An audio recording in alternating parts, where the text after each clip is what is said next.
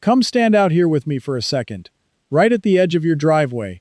Look back at your own yard the way a stranger does when they slow down and roll past. Because that green you've been fighting every weekend, the stuff you yank and spray and curse at, half of it is the exact thing keeping your yard from reading cheap. And you're killing it by accident. I've spent more than 30 years quoting jobs on front lawns and standing next to buyers while they made up their minds without saying a word. I learned to watch the face, not the mouth. And I've watched people decide a house was neglected in about 8 seconds, all because of what somebody sprayed dead the summer before. I remember a place over on a corner lot. Seller had spent a whole June blasting every low green plant in the lawn.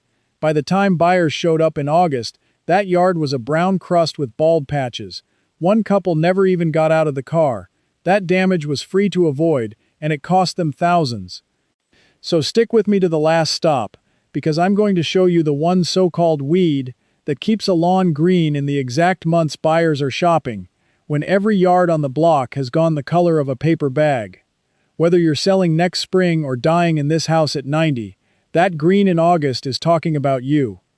Let's walk it together, right from where we're standing. Look down at your feet first, right here where the lawn meets the driveway. See those little rounded leaves mixed in with the grass, the ones that throw up small white puffball flowers by June? That's white clover. And I'd bet money you've been treating it like an invader. Here's the part nobody told you. Clover used to be in every good lawn seed mix in this country on purpose. Before the 1950s, if you bought grass seed, clover came in the bag as a premium ingredient, because folks who knew turf understood it fed the grass around it. Then a new class of broadleaf weed killers hit the market after the war, and those chemicals killed clover along with the real weeds. So instead of admitting the product had a flaw, the industry ran a simple play.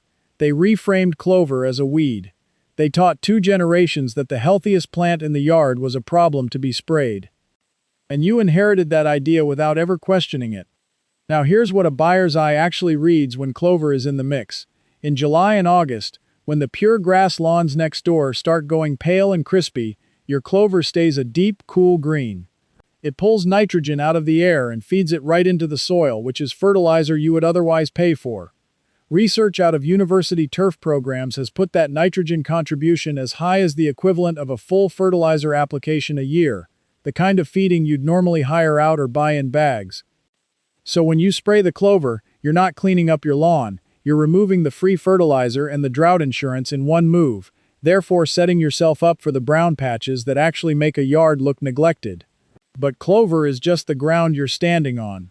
Let's walk a little deeper in, toward the fence line, because there's a whole patch there that people destroy on sight, and it's quietly costing them more than they think. Look along the base of that fence.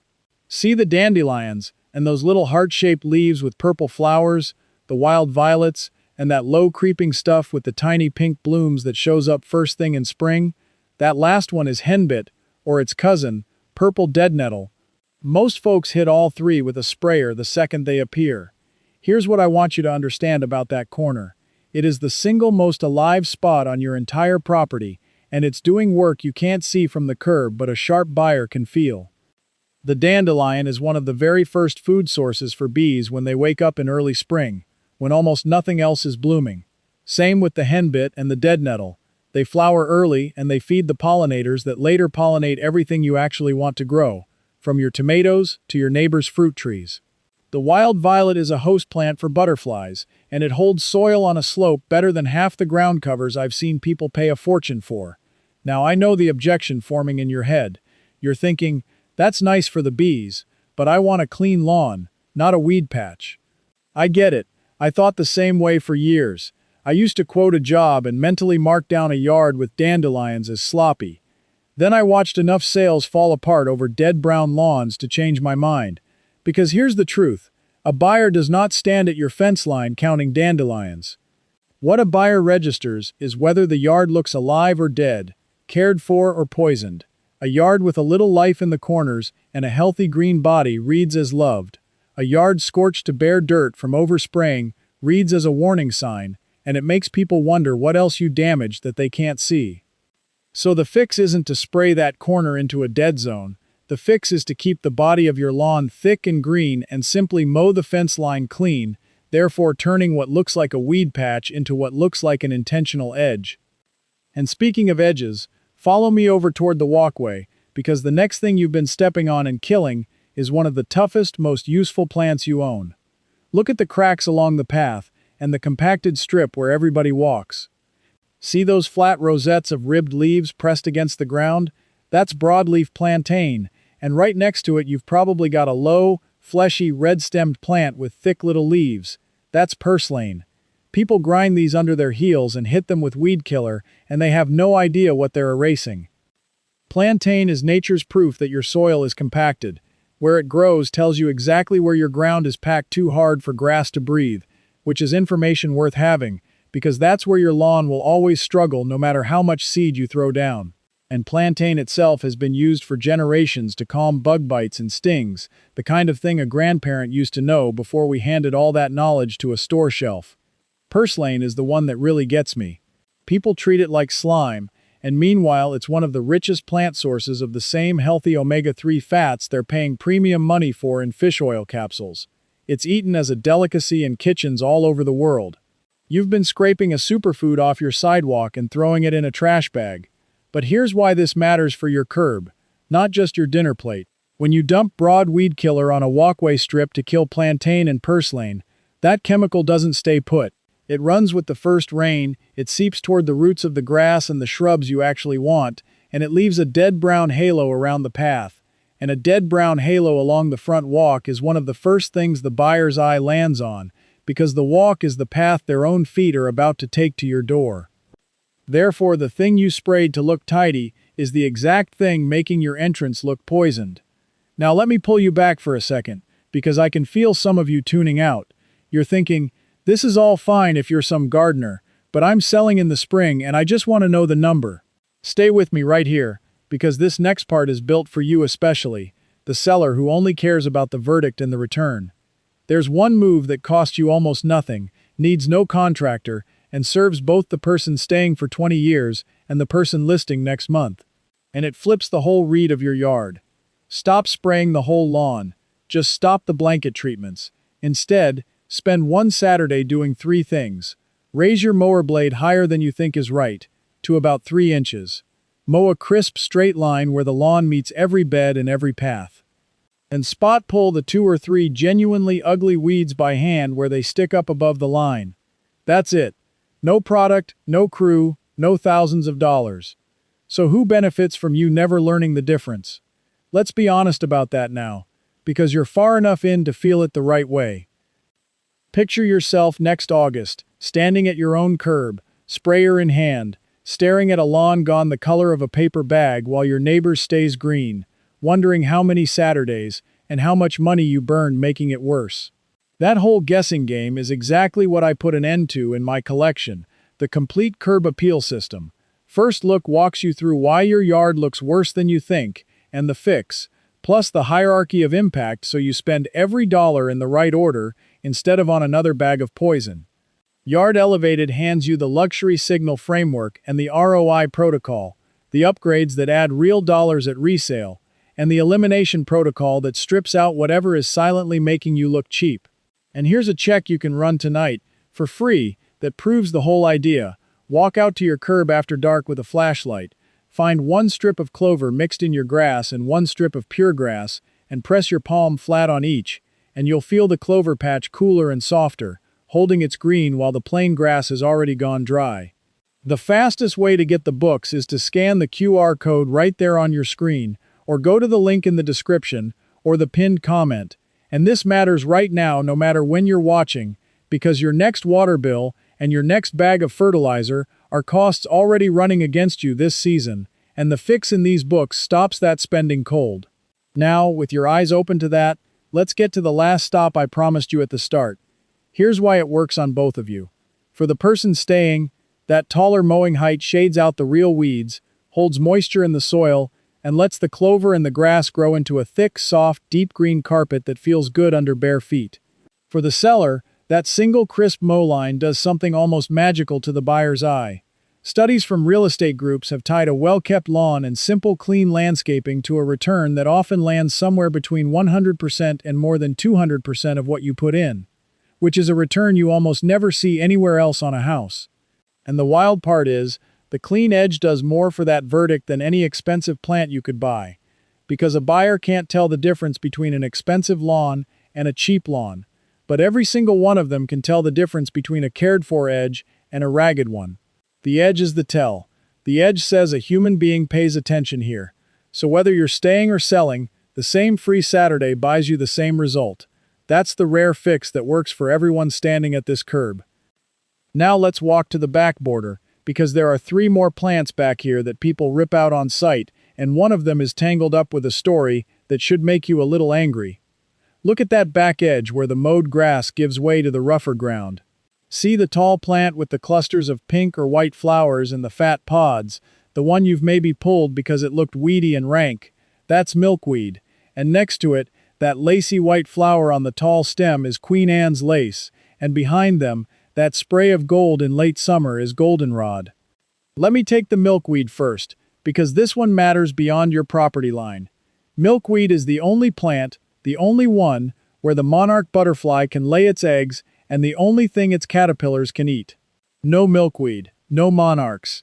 And over the last few decades, as people mowed and sprayed and cleaned up every rough edge in the country, monarch numbers have crashed by figures that run into the high double digits, in some counts north of 80%. A huge share of that loss traces straight back to the disappearance of the ordinary milkweed that used to grow along every fence and ditch. So when you rip out that rank-looking plant in your back border, you're not tidying up. You're pulling out one of the last safe places one of the most beautiful insects in North America has to raise its young. Now here's the goldenrod, and this is where the anger comes in. For as long as I've been alive, people have blamed goldenrod for their late summer allergies. They see the gold, their nose runs, they connect the two, and they tear it out. But goldenrod is not the culprit. Its pollen is heavy and sticky, and travels by insect, not by wind, so it barely gets into your nose at all. The real cause of those late summer sneezes is ragweed, a dull green plant blooming at the exact same time that nobody notices because it isn't pretty. Goldenrod has taken the blame for ragweed's crime for 100 years, and generations of people have destroyed a gorgeous pollinator-feeding golden native plant to punish it for something the plant standing right next to it actually did. And that's the pattern I want you to start seeing. Over and over, the plant that gets destroyed is the useful one, the pretty one, the one doing the quiet work, while the actual problem plant slips by unnoticed. Queen Anne's lace, that lacy white flower, is the wild ancestor of the carrot, and it feeds beneficial insects that eat the pests that would otherwise chew up your garden. Pull it and you lose a small unpaid worker that was protecting the rest of your yard for free. Now, I'm not telling you to let your whole back border go feral. A buyer standing at your curb will not tolerate a jungle. What I'm telling you is that there's a difference between a wild mess and a managed edge, and the money is in knowing which is which.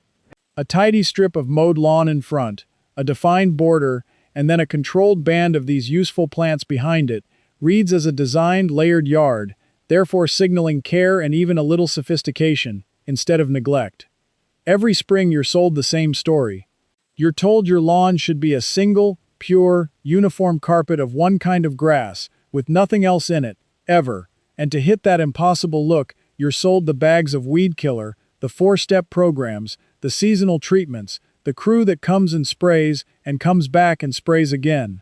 There is a whole business built on the idea that the natural, resilient, free-feeding plants in your yard are enemies you must pay to destroy, season after season, forever. Think about how the incentive works. A lawn that feeds itself with clover and shrugs off drought and needs less water and less fertilizer is a lawn nobody makes recurring money from. A lawn stripped down to one fragile species that browns in July and needs constant rescue. That lawn is a subscription. You are the subscription. I fell for it too. For years, I sprayed things I now know were the healthiest plants on the property. I marked yards down in my head for having clover in them. It took standing next to enough buyers, watching enough scorched lawns kill enough deals, before I finally understood I'd been reading the whole thing backward. And that brings us to the last stop, the one I promised you at the start, the single detail that decides the verdict.